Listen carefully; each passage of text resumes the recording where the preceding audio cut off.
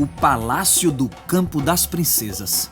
Um dos monumentos públicos mais importantes do nosso estado está sendo restaurado e vai reabrir suas portas ao povo pernambucano.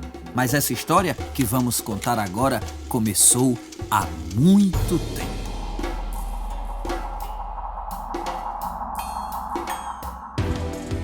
No período holandês de Pernambuco, foi construído nesta região o Palácio de Friburgo, também conhecido como Palácio das Duas Torres, para se transformar na residência oficial do então governador Maurício de Nassau.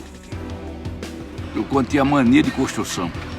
Ele era um conde nobre, renascentista, que por estar endividado da Europa, precisava de um emprego e por isso ele veio, a troco de muito dinheiro, governar o Brasil holandês.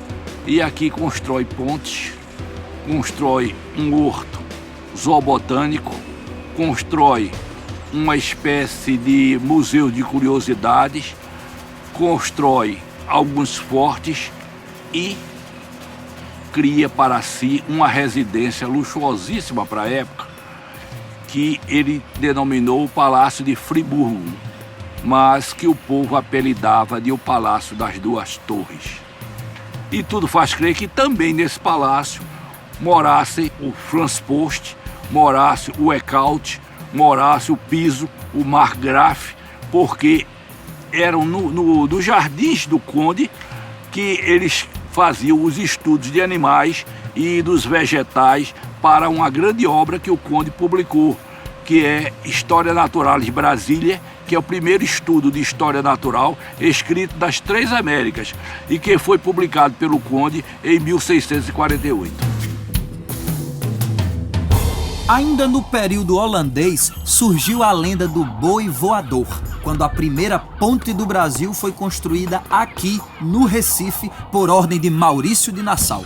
A ideia foi do próprio conde, para ironizar os que diziam: é mais fácil um boi voar do que a ponte ficar pronta. Pois não é que no dia da inauguração, Maurício de Nassau usou um boi empalhado, cordas, traquitanas e fez o boi voar de um lado ao outro da ponte. O povo acreditou, pagou pedágio e atravessou feliz. Era um tempo de prosperidade em Pernambuco, mas com a expulsão holandesa voltamos aos domínios de Portugal. O Palácio de Friburgo, edifício com mais de um século de construção, não resistiu ao tempo e desabou. Com o tempo, por ser as torres de madeiras, por serem de madeira e boa parte do prédio em madeira, o prédio vai se deteriorando. E no fim do século XVIII, isso é mais de um século depois de ele construído, o palácio entra em ruínas e com isso, parte dele é ocupada pelo erário real, erário régio, onde se guardava os impostos arrecadados na capitania de Pernambuco, Paraíba e Rio Grande do Norte. Aí veio Francisco do Rego Barros, o conde da Boa Vista, e ordenou a demolição do antigo erário régio para a construção do Palácio Provincial, o novo Palácio do Governo. O prédio foi projetado em estilo neoclássico, com inspiração nas ideias liberais da Revolução Francesa, assim como o Teatro de Santa Isabel, erguido ao lado da Praça da República. Quando Dom Pedro II e sua família se hospedaram no Palácio do Governo, as princesas Isabel e Leopoldina, filhas do imperador, passavam horas brincando no Parque do Campo de Honra, que desde então ficou conhecido como o Campo das Princesas. É aqui que o imperador chega a se hospedar em 1858, no curto período que ele passa visitando a província de Pernambuco. Quando o imperador vai embora, o governo da província resolve denominar o Campo da Honra em Largo do Campo das Princesas, em homenagem à filha do imperador. Anos, décadas, séculos após a visita de Dom Pedro II, muitas coisas mudaram no Palácio do Governo. O Largo da Frente ganhou um novo jardim, As linhas arquitetônicas de estilo colonial e elementos clássicos foram alteradas. A fachada foi ampliada. O palácio ganhou um terceiro pavimento e o jardim da Praça da República recebeu um novo paisagismo, assinado por Burle Marx, mais um personagem ilustre dessa história. O palácio tem tanto valor arquitetônico, cultural e histórico que foi tombado pelo patrimônio do Estado. E com a restauração do complexo, que está em andamento, estamos devolvendo aos pernambucanos um verdadeiro monumento à memória do nosso povo. Todo bem que traz em si uma história, um contexto de referência arquitetônica e que sinaliza uma ocupação importante, ele guarda em si propriedades que fazem com que eles sejam alvos de tombamento. E o tombamento nada mais é do que resguardar essa história e este valor para as gerações seguintes que possam avaliar o que foi e o que continua sendo valor para o Estado. Restaurar um prédio histórico é sempre uma grande responsabilidade, principalmente pelas dimensões de um palácio composto por um edifício sede e 4 anexos, que abrigam a gestão pública de um estado como Pernambuco. Ao mesmo tempo que num ambiente a gente tem que compatibilizar uma ação de obra civil comum da construção civil, a gente tem que também trazer para dentro do prédio restauradores, pessoas que têm um outro tempo de trabalho, elas são mais cuidadosas e eu tenho que juntar restaurador com pedreiro, restaurador com carpinteiro, para que as ações aconteçam de forma simultânea, sem prejuízo uma à outra. Sem falar no valor cultural de tudo aquilo que existe dentro de um monumento assim. Cada ambiente, parede, obra de arte, cada pedacinho do Palácio do Campo das Princesas tem muita história para contar.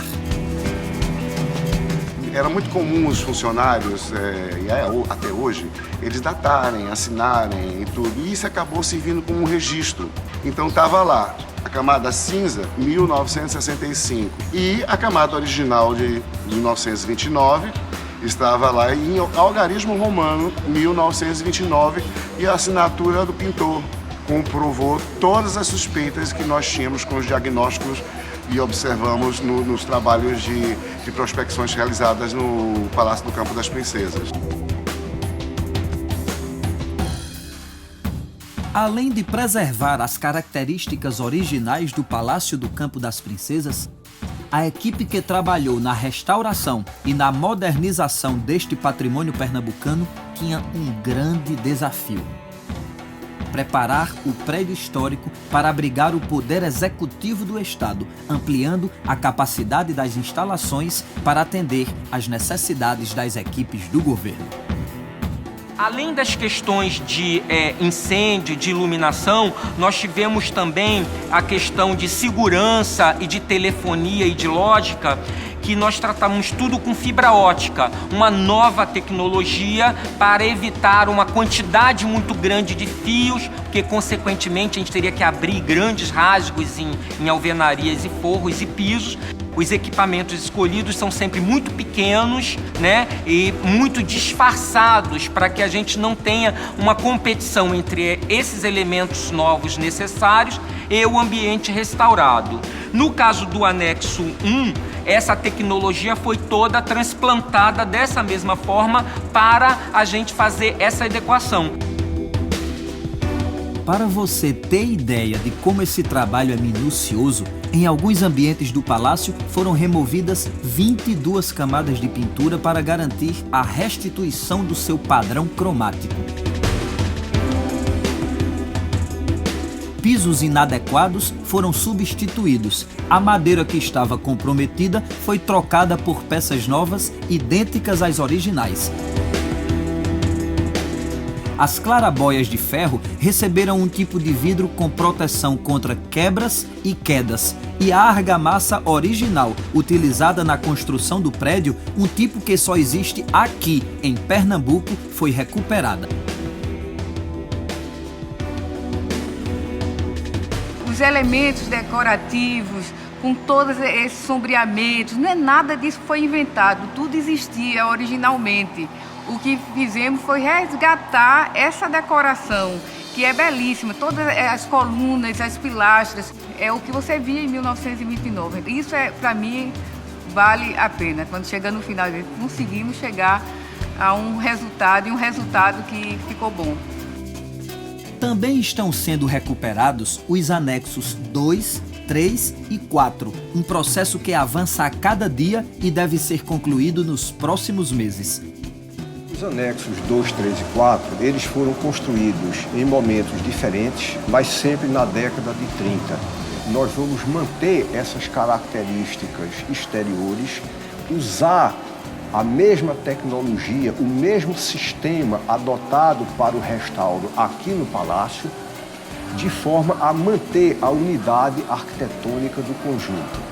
A terceira e última etapa do projeto é a construção de um novo prédio anexo, um edifício moderno com cerca de 740 metros quadrados e vista para o encontro dos rios Capibaribe e Beberibe. O projeto prevê ainda a restauração do Jardim de Burle Marx, preservando as características originais e formando uma nova composição com diversas espécies da vegetação atual.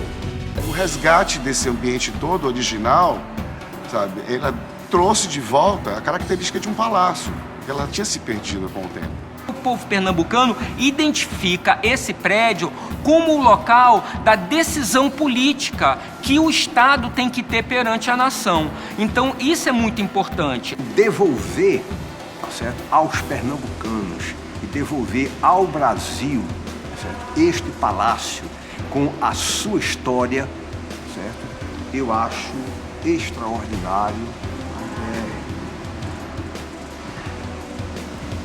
emociona, né?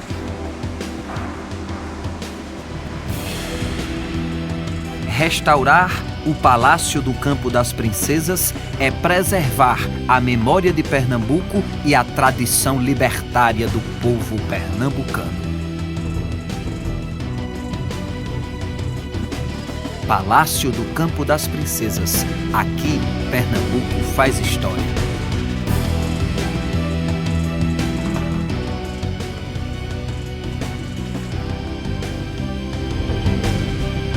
Governo do Estado de Pernambuco. O futuro a gente faz agora.